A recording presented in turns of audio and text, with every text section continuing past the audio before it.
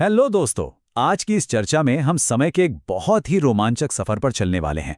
हम इतिहास के सबसे उन्नत, सबसे हैरान कर देने वाले समाजों में से एक की गहराई से पड़ताल करेंगे, सिंधु घाटी सभ्यता। यकीन मानिए, ये सिर्फ कुछ पुरानी ईंटों या खंडहरों की बोरिंग कहानी बिल्कुल नहीं है। हम एक ऐसे समाज की बात कर रहे हैं जिसने हजारों साल पहले ही आधुनिक जीवन की नींव रख दी थी। एक ऐसी दुनिया जहां इंजीनियरिंग, अर्बन प्लानिंग और शांतिपूर्ण सह अस्तित्व अपने एकदम चरम पर था। तो चलिए बिना किसी देरी के शुरू करते हैं। तो चलिए सीधे इस विषय में गोता लगाते हैं। आज हम इस सभ्यता की खोज से लेकर उनके अद्भुत नगर नियोजन, उनके रहन-सहन, व्यापार और उन रहस्यमयी मान्यताओं पर बात करेंगे। और अंत में उस अनसुलझी पहेली को भी समझेंगे कि आखिर इतना विशाल साम्राज्य अचानक खत्म कैसे हो गया। शुरुआत करते हैं इसकी खोज से। आपको जानकर हैरानी होगी कि यह कोई बहुत बड़ी प्लानिंग के साथ नहीं खोजी गई थी, बल्कि ये तो रेलवे पटरियों के बीच से अचानक निकलकर दुनिया के सामने आई। जी हाँ, ये कहानी सच में बहुत दिलचस्प है। 1850 के दशक में ब्रिटिश इंजीनियर बस रेलवे लाइन बिछाने का काम कर रहे थे और उन्हें अचानक कुछ बहुत ही पक्की और अजीब ईंटें मिलने लगीं। किसी ने सोचा भी नहीं था कि ये साधारण सी दिखने वाली ईंटें असल में एक खोए हुए साम्राज्य की चाबी हैं। जरा सोचिए, जो सभ्यता 2600 से 1900 ईसा पूर्व के बीच अपने एकदम पीक पर थी, वो 1921 में हड़प्पा और 1922 में मोहनजोदड़ो की व्यवस्थित खुदाई होने तक पूरी तरह से दुनिया की नज़रों से छिपी रही। मतलब इतने लंबे समय तक इतना एडवांस्ड समाज हमारे पैरों के ठीक नीचे दफन था। तो यहाँ सबसे अहम बात यह है कि इसका आकार कोई छोटा मोटा नहीं था। ये कोई छोटी सी बस्ती नहीं थी। आज के अनुमान बताते हैं कि यह सभ्यता लगभग 13 से 20 लाख वर्ग किलोमीटर के विशाल क्षेत्र में फैली हुई थी। इसे आज के मैप पर देखें तो ये आधुनिक भारत, पाकिस्तान और अफगानिस्तान के एक बहुत बड़े हिस्से को कवर करती थी। इसे ऐसे समझिए कि अगर हम मिस्र और मेसोपोटामिया की तत्कालीन सभ्यताओं को एक साथ मिला भी दें, तो भी सिंधु घाटी सभ्यता उनसे कई अधिक बड़ी थी, बिल्कुल एक विशाल साम्राज्य की तरह। अब आते हैं इनके नगर नियोजन यानी अर्बन प्लानिंग पर। और सच कहूं तो इनके शहर अपने समय से बहुत बहुत आगे थे। जब हम कांस्य युग या ब्रॉन्ज एज सुनते हैं तो दिमाग में अक्सर मिट्टी के कच्चे घरों और अव्यवस्थित बस्तियों की तस्वीर उभरती है ना? लेकिन इन लोगों का आर्किटेक्चरल ब्लूप्रिंट ऐसा था जो आज के हमारे मॉडर्न सेक्टर्स को भी कड़ी टक्कर दे सकता है। इनके शहर बहुत ही स्पष्ट रूप से दो हिस्सों में बटे हुए थे। पहला था पश्चिमी दुर्ग, जो थोड़ी ऊंचाई पर बना होता था और चारों तरफ से किलाबंद था।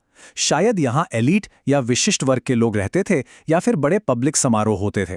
और दूसरा हिस्सा था पूर्वी निचला नगर, जो काफी बड़ा था और जहाँ आम नागरिक रहते थे। ये स्पष्ट बंटवारा दिखाता है कि उनका प्रशासनिक और सामाजिक ढांचा कितना शानदार और सुव्यवस्थित था।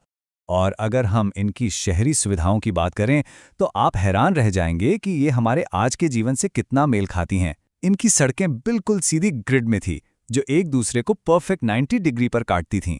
घर बनाने के लिए मानकीकृत पक्की ईंटों का इस्तेमाल होता था। लगभग हर घर में अपनी प्राइवेट प्लम्बिंग और कुएं थे। और सबसे कमाल की बात, इनकी नालियां पूरी तरह से ढकी हुई थीं और उनमें बाकायदा मैनहोल तक बने हुए थे। मतलब 4000 साल पहले उनका ड्रेनेज सिस्टम हमारे आज के कई शहरों से भी बेहतर था। और हाँ, उन्हें अपनी प्राइवेसी भी बहुत प्यारी थी। इसीलिए मुख्य सड़क की ओर खुलने वाली दीवारें काफी मोटी और बिना खिड़कियों की होती थीं। ये सब देखकर समझ आता है कि प्रकृति और संसाधनों पर इनकी कितनी गजब की पकड़ थी। गुजरात के धौलावीरा में मिले वर्षा जल संचयन के बड़े बड़े जलाशय और मोहनजोदाड़ो का वो मशहूर विशाल स्नानागार इस बात का परफेक्ट उदाहरण है। ये दिखाता है कि ये लोग पानी की एक एक बूंद की कीमत समझते थे और कठिन से कठिन परिस्थितियों में भी हाइजीन और वाटर मैनेजमेंट उनकी सर्वोच्चता प्राथमिकता थी। चलिए अब ईंटों और इमारतों से आगे बढ़कर सीधे उन लोगों की बात करते हैं। उनका समाज और उनकी जीवन शैली कैसी थी। इन शहरों में रहने वाले लोगों का समाज एक बहुत ही समझदार और सुलझे हुए अस्तित्व का बेहतरीन उदाहरण है।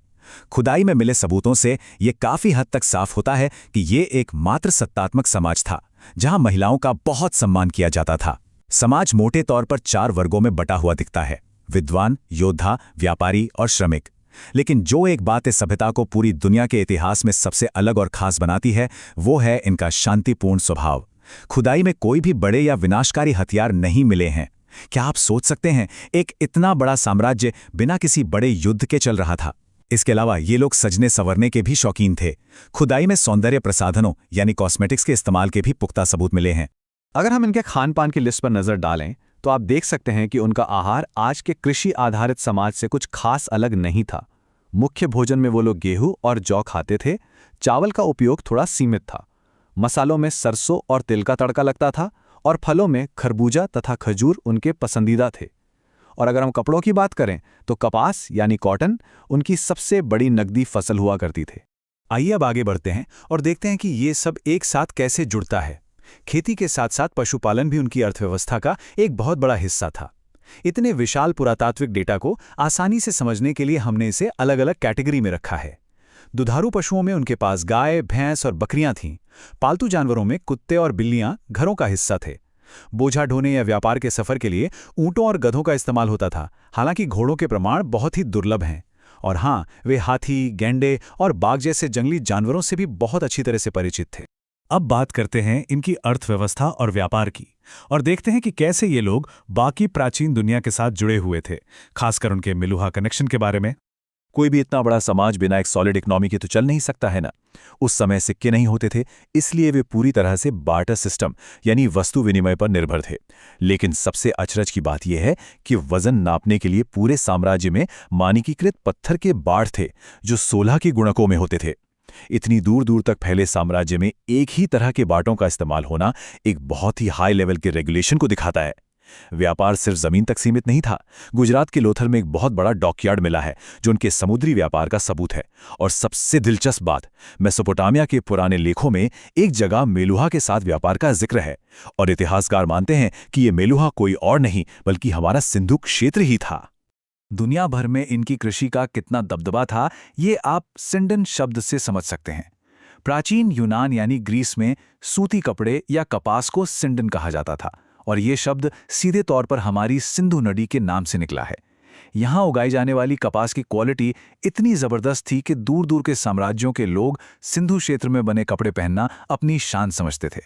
चलिए अब इस सभ्यता के थोड़े रहस्यमयी और आध्यात्मिक पहलू की ओर चलते हैं। इनकी कला, इनका धर्म और वो मान्यताएं जो बिना किसी मंदिर के भी गहराई से जुड़ी हुई थी।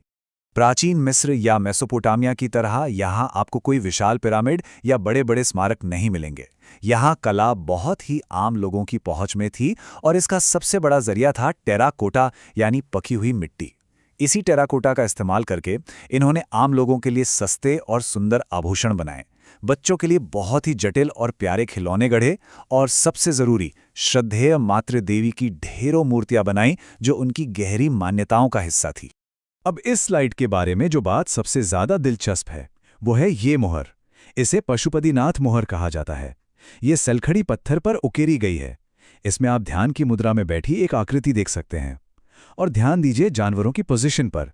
दाईं ओर एक हाथी और बाघ है, और बाईं ओर गैंडा और भैंसा हैं। जानवरों की इसी विशिष्ट व्यवस्था के कारण कई इतिहासकार इसे भगवान शिव का सबसे प्रारंभिक या आदि रूप मानते हैं। अगर हम इनके धर्म की बात करें तो ये लोग बहुत ही प्रैक्टिकल थे। आपको जानकर हैरानी होगी कि इतने बड़े इलाके में खुदाई करने पर भी एक भी मंदिर या बड़ा धार्मिक ढांचा नहीं मिला है। बिल्कुल नहीं। उनकी पूरी पूजा पद्धति प्रकृति के इर्द गिर्द घूमती थी। जल, अग्नि, वेदिकाएं और पेड़ों की पूजा।